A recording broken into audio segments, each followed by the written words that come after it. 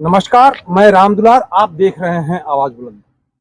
इस समय हम उत्तर प्रदेश के देवरिया जिले में हैं और रमाशंकर विद्यार्थी जी सांसद सलेमपुर से हम लोग मुखातिब होंगे और कुछ समस्याएं हैं भारतीय स्तर पर, नेशनल स्तर पर, उस पर हम बात करेंगे आपसे। और भारत में जो बेटियां कितनी सुरक्षित है, जो आज सरकार का जो दावा है, उस पर भी हम लोग बात करेंगे। जल जंगल जमीन पर भी बात करेंगे। तो आइए सबसे पहले जानते हैं कि जो हमारे यूथ वर्ग के लोग हैं, जो नए लड़के हैं, जो भारत से बाहर जाना चाह रहे हैं पढ़ने के लिए, और भारत की स्थिति आज ये बनी हुई है कि कई सारे देश भारत के सर्टिफिकेट को मानने से इनकार कर रहे हैं। तो आइए उस पे ये पहल कर रहे हैं। क्या पहल है जरा आप जानना चाहेंगे हम। सर, आप हमारे लोगों से। यूट्यूब पर जुड़े हुए सभी साथियों को नए वर्ष की ढेर सारी शुभकामना और राम दुलार जी को भी, इनके चैनल को भी ढेर सारी शुभकामना। और आज उत्तर प्रदेश के नौजवानों के भविष्य के साथ खिलवाड़ हुआ है, जिसकी लड़ाई मैं लड़ रहा हूँ।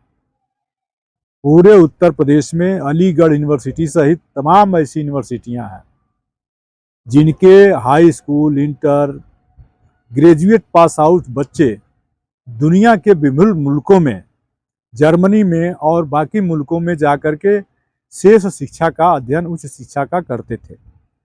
लेकिन उत्तर प्रदेश सरकार की एक गलती के कारण इन सारे बच्चों का प्रमाण पत्र ही जर्मनी नहीं मान रहा है और दुनिया के कई मुल्क नहीं मान रहे हैं कि ये प्रमाण पत्र सही है। यूनिवर्सिटी और इंटर विद्यालयों ने उत्तर प्रदेश सरकार के शिक्षा मंत्री को कई बार पत्र लिखा, मैंने भी पत्र लिखा है कि इस त्रुटि को ठीक करिए ताकि उत्तर प्रदेश के बच्चों का भविष्य दुनिया में बने और उनके प्रमाण पत्र सही माने जाए। उस पर कार्रवाई चल रही है। इस लड़ाई को मैं लड़ रहा हूं और उत्तर प्रदेश के 16,000 बच्चों को न्याय दिलाने की कार्रवाई में लगा हूं। दूसरी बात आपने कहा है जंगल और जमीन। आपको जानकर ताज्जुब होगा कि एक पेड़ मां के नाम प्रधानमंत्री जी कहते हैं और हजारों पेड़ काटे गए। 1 रुपया प्रति एकड़ प्रति वर्ष के हिसाब से बिहार में है और वह जमीन दे दी गई उद्योगपतियों को, औद्योगिक मित्रों को। दिल्ली और उत्तर प्रदेश, हरियाणा, अरावली पर्वत श्रृंखला राजस्थान, दिल्ली को बचाती है पर्यावरण से और संपूर्ण दिल्ली के भयंकर प्रदूषण में भी दिल्ली को बचाती है। अरावली पर्वत की पहाड़ियों पर उद्योगपतियों की नज़र लग गई और एक कोर्ट का बहाना बना करके और उन पहाड़ियों पर अब अपनी रुपए की मकान खड़ा करना, उद्योग लगाना और पहाड़ी को नेस्तनाबूद करने पर वर्तमान सत्ता लगी हुई है। हालांकि माननीय न्यायालय ने रोक लगा दी, लेकिन बावजूद उसके अरावली पहाड़ियों के साथ छेड़छाड़ हुई तो दिल्ली ही समाप्त हो जाएगा और देश की राजधानी ही रहने लायक नहीं रह जाएगी। बेटियों की सुरक्षा के सवाल पर मैं आपसे कहना चाहता हूं, आपको याद होगा अभी कुछ पहले एक डॉक्टर बेटी मुस्लिम समाज की हिजाब लगाई हुई थी और उसके नकाब को संवैधानिक पद पर बैठे हुए मुख्यमंत्री ने बिहार में हटाया, जिसकी संपूर्ण निंदा हुई। बेटी दहशत में हुई और नौकरी करने तक से इनकार कर दिया। ये भारतीय जनता पार्टी का बेटी बढ़ाओ। उन्नाव रेप पीड़िता के बारे में भारतीय जनता पार्टी के यूपी के एक मंत्री से जब मीडिया के बंधुओं ने सवाल किया तो ठहाके लगा के हंस रहा था। जब यूपी का ही एक मंत्री नीतीश प्रकरण पर मीडिया के लोगों ने उनसे बात करना चाहा तो उन्होंने कहा कि कहीं और तो नहीं छुए, यानी बेटी पढ़ाओ नहीं, बेटी बचाओ नहीं, अब बेटी भारतीय जनता पार्टी के लोगों से बचाओ, यह देश के सामने समस्या हो गई है। तो ये सब देश के मुद्दे हैं जो देश में दलितों, पिछड़ों, अल्पसंख्यकों के हकों पर हमला हो रहा है। जो इनके हकों पर कुंडली मारकर बैठे लोग हैं, वह लोग चाहते नहीं कि ये हुक्मरान बने। लेकिन अखिलेश यादव जी के नेतृत्व में संपूर्ण पीडीए समाज, जो एजुकेटेड तबका है, वो गोलबंद हो रहा है। सवर्ण समाज के वो भाई जो किसी का हक लूटने के फिराक में रही रहते हैं, वो भी हम लोगों के साथ आ गए हैं।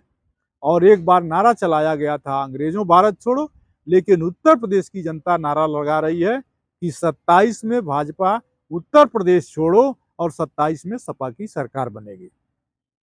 एक चीज और हम आपको ये जानना चाहेंगे कि जैसे जो माओवादी की जो बातें चल रही हैं, कुछ लोगों का ये कहना है कि वहां पर जो आदिवासी समाज के लोग हैं, उनके धन को और उनके व्यवस्था को जो है सरकार कुछ खास लोगों के लिए एक्वायर करना चाह रही है, और इसलिए उनको माओवादी नाम दे करके उनको बेघर कर देना चाह रही है, उनके अधिकारों और हकूक से जो है महरूम कर देना चाह रही है। तो इसमें क्या आपको क्या लग रहा है?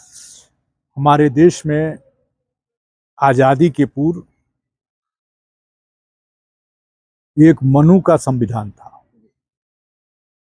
जिसमें गांव के दक्षिण तरफ दलितों को बसने का अधिकार था, धन रखने का अधिकार नहीं था। अगर धन हो गया तो उसे दान कर देना था, और पढ़ने पर कान में लोहे की राड ठूंसी जाती थी। उस मनुष्य के संविधान के खिलाफ ज्यों ही आदिवासी आजाद हुआ और विद्रोह करना शुरू किया, उसी विद्रोह का परिणाम नक्सलवाद और माओवाद है। बाबा साहब B.R. अम्बेडकर ने संविधान लागू किया और सभी वर्गों का ख्याल और सभी वर्गों की सुरक्षा की व्यवस्था संविधान में हुई। उसका परिणाम हुआ कि नक्सलवाद और माओवाद रुका। लेकिन उन जिन इलाकों में आज भी अगर फैला हुआ है, तो वह भी मनु के संविधान से संचालित जो विचारधाराएं हैं, जो दलितों की जर जोरू जमीन, आदिवासियों के जर जोरी जमीन पर हमला करती हैं, और बर्दाश्त की सीमा बाहर हो जाने के बाद वो हथियार उठाते हैं, जिसको सत्ता पुलिस के बल पर रौंदती है। लेकिन अधिकार को हड़पने वाले बाज नहीं आते हैं। परिणाम होता है कि हमारा देश कमजोर होता है। तो जैसा कि आप लोगों ने सुना, अब लगे हाथ एक बात और हम लोग जान लें। जो SIR का मामला चल रहा है और तमाम कहा जा रहा है कि घुसपैठिए आ गए हैं, जबकि भारत में जो है लगभग 11 वर्ष से ऊपर होने को जा रहा है, भारतीय जनता पार्टी की सरकार बनी हुई है। तो ये घुसपैठिए कैसे आए, क्या बात है, और वो घुसपैठिए कौन है, कितने SIR में चिन्हित करके कितने विदेश भेजे जा चुके हैं, ये थोड़ा सा इस पर प्रकाश डालें आप। देखिए, बड़ा अच्छा सवाल आपने किया। बॉर्डर की सुरक्षा का काम भारत सरकार के गृह मंत्रालय का है, यानी भारत सरकार का। अगर हमारे बॉर्डर सुरक्षित नहीं है, कभी आतंकवादी आ जा रहे हैं, कभी घुसपैठिए आ जा रहे हैं, तो इसका जिम्मेदार कौन है? प्रदेश सरकार तो है नहीं। इसका सीधे सीधे जिम्मेदार गृह मंत्रालय है कि उसने बॉर्डर को सुरक्षित नहीं किया। परिणामतः पुलवामा कांड हुआ, पहलगाम कांड हुआ, और तमाम कांड हुआ। तो इसका मतलब ये कि जो हमारा जो गृह मंत्रालय है दिल्ली का, वो अपने कामों में फेल है। गृह मंत्रालय नाकाम हुआ है, तभी बांग्लादेश, पाकिस्तान, बाकी अगल बगल के सारे पड़ोसी हमारे नाराज तो हैं ही, खैर वो दूसरा विषय। लेकिन भारत में घुसपैठिए आ गए, ये भारत के गृह मंत्री कहें, हमें ताजुब लगता है। आप कर क्या रहे थे 9 वर्ष 14 वर्षों से? अब तो तीसरी बार की सरकार चल रही है। 11 साल 12 साल गवर्नमेंट चलाते हो गया भारत सरकार को, और 12 साल में घुसपैठिए आते रहे और अब कान में तेल डाले रहे। और घुसपैठिए आए तो निकाले कौन है? और SIR में आंकड़ा तो दे नहीं पाए। हल्ला हुआ कि घुसपैठिए आ गए हैं इसलिए SIR कर रहे हैं। लेकिन बताएं, उत्तर प्रदेश का तो ऐसी घोषणा होने जा रही है वोटर लिस्ट की, बताएं उसमें घुसपैठिए कितने हैं, बांग्लादेश में घुसपैठिए कितने हैं, बिहार में आनन फानन में चुनाव हुआ, SIR हुआ, बताओ ना कि बिहार में कितने घुसपैठिए आए और उनका क्या हुआ? उनका क्या हुआ, ये तो बता नहीं पाए। तो यह भारत सरकार हर चीज को हिंदू मुस्लिम करके वोट की राजनीति करती है, धर्म की चाशनी पिला करके और देश को गुमराह करके देश को कर्ज में डुबोती जा रही है। आपको जानकर ताज्जुब होगा, जहां हमारे देश का कर्जा DGP के बराबर बढ़ गया, GDP के, उसी मुल्क में जब जब ये आए हैं, इनका इतिहास रहा है, पता कर लीजिएगा, ये जब जब आए हैं हिंदू मुस्लिम करते हैं, लेकिन जब जब ये आए हैं सबसे अधिक हिंदू असुरक्षित हुआ है दुनिया में। जब ये आए बांग्ला जब भी आए हैं, जब बाबरी मस्जिद टूटी, दुनिया में सारे मंदिर टूट गए। आज ये फिर आए, बांग्लादेश में हिंदू मारे जा रहे हैं, पाकिस्तान में हिंदू मारे जा रहे हैं, दुनिया के मुल्कों में मारे। जब जब ये ताकत में आते हैं तो इनके बाणी वीर जो हैं, इनके गलत बयानों की वजह से दुनिया ये भूल जाते हैं कि अगर यहाँ के अल्पसंख्यक का नकाब खींचोगे, यहाँ के अल्पसंख्यक के इबादतगाह पर जाकर के झंडा फाड़ोगे, वहां अपना झंडा लगाओगे, ये दुनिया मिनटों में देख रही है। आज ग्लोबल दुनिया है और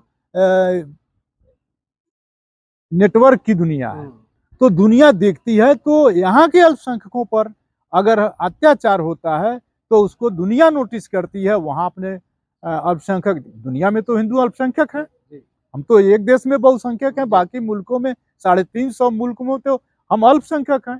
तो एक मुल्क के हिंदुओं की सुरक्षा कि दुनिया के 350 मुल्कों की हिंदुओं की सुरक्षा कैसे, कितनी जरूरी है, आप समझ सकते हैं। हम समाजवादी लोग चाहते हैं कि यहाँ का भी हिंदू सुरक्षित हो और दुनिया का भी हिंदू सुरक्षित हो। भारतीय जनता पार्टी चाहती है कि यहीं का हिंदू सुरक्षित हो और दुनिया का हिंदू सुरक्षित न हो। यही खामियाजा भारतीय जनता पार्टी के राज में हमारा हिंदू समाज भुगत रहा है और इसका खामियाजा भारतीय जनता पार्टी को आज नहीं तो कल भुगतना पड़ेगा। धन्यवाद। तो आप लोगों ने सुना, और इन विषयों पर जो है गंभीरता से मनन करने की जरूरत है।